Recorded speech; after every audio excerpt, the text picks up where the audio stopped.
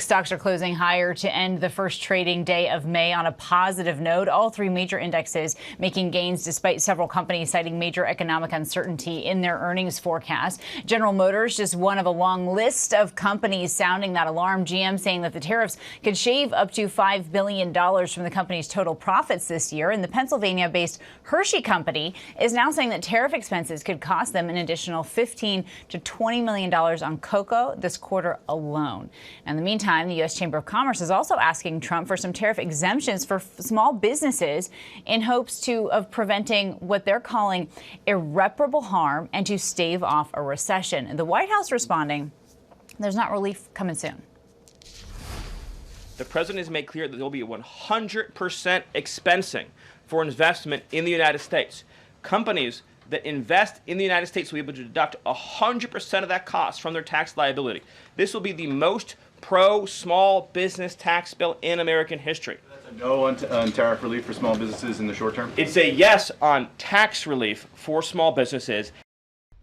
All right, we know that has to get through Congress, though. So to discuss, ABC News senior White House correspondent Selena Wang and professor of finance and economics at Columbia Business School, Laura Veldkamp. Thank you both for being with us. So look, Selena, how's the Trump administration responding generally to the warnings from some of these companies like General Motors, again, saying these tariffs could cost them billions?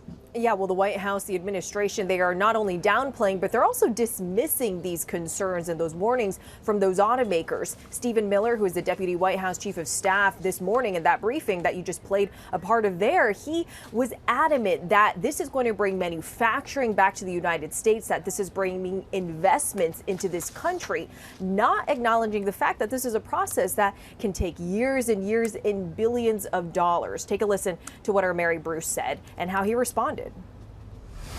In the meantime, while manufacturing ramps up, American consumers may pay more. Do you agree? Not on cars they won't, because again, there's now a massive economic incentive for automobile producers to expand production in the United States, and whatever they make here, there will be no tariff. But Kana, despite economists warning that car prices could go up by thousands of dollars because of the Trump's tariffs, you heard Miller there not acknowledging that prices could go up. But that is contrary to what President Trump himself said yesterday. He acknowledged that prices could increase because of his tariffs and acknowledged that Americans may have to do with less. He said that instead of $30, kids may only have $2 and that the price could increase by a few bucks. The president also suggested that the goods that we get from China are not critical or necessary. And Selena, we know that companies are reacting strongly to Trump's tariffs, though tomorrow is the date that a trading loophole kind of starts to close. What's that impact? Yeah, Kana, that's going to be significant. So that is the day tomorrow that the de minimis trading loophole closes. So that means that goods valued at under $800 can no longer enter our country duty free.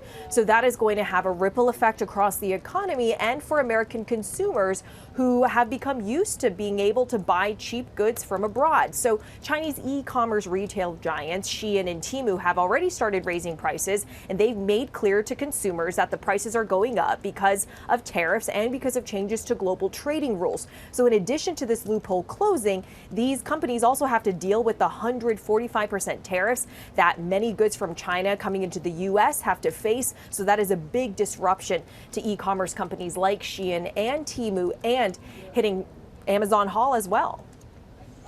Interesting. Look, Laura, White House Deputy Chief of Staff Stephen Miller, he says that by highlighting the monetary concerns from the automakers, in his opinion, it really misses the point. He's arguing that U.S. automakers are making dramatic investments in the United States. How do you see that? That's a process that's going to take a long time. You don't just change up your production facilities, you change up your suppliers and change up your way of doing business within a few months. And so in the meantime, there's going to be all this disruption to the production process and the costs of things like cars and all kinds of manufactured goods. And the uncertainty that it creates is really the most costly thing. That's the number one cause of recessions. And what about McDonald's reporting its biggest sales decline since the pandemic? Do you expect to see more of that? And I mean, really what we're seeing is different sectors displaying their concern.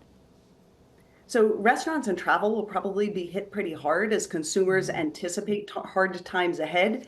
and start to scale back in anticipation of that. So I think we'll see that across the board in types of spending that are discretionary, that we'll see falls in revenue. Interesting. All right, Selena and Laura, thanks to both of you.